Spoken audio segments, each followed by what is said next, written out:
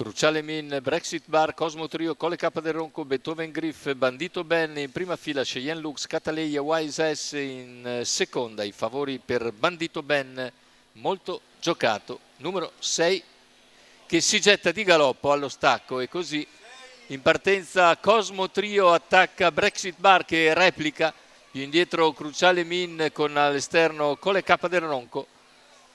Mantiene il comando quindi Brexit Bar su Cruciale Min, all'esterno rimane Cosmo Trio che non è riuscito a trovare posizione alla corda. E così se ne vanno i primi 200 metri in 14,5 con leader dunque Brexit Bar abbastanza a sorpresa. In seconda posizione rimane Cruciale Min, ha sbagliato invece il favorito Bandito Ben. Terza posizione per Cole K del Ronco, mentre dalle retrovie ci sono le mosse di Cheyenne Lux e di Cataleia Wise. Cheyenne Lux addirittura in terza ruota supera Cataleia Wise e cerca di andare a prendere contatto con la testa della corsa. Sempre Brexit Bar a fare l'andatura dopo i primi 600 in 45,7. Si trascina Cruciale Min, all'esterno è sempre Cheyenne Lux con Cataleia Wise in schiena, poi Bandito Ben rimesso che segue in terza pariglia. Cavalla intanto al completamento del chilometro con Brexit Bar che lo percorre in 1,14,8.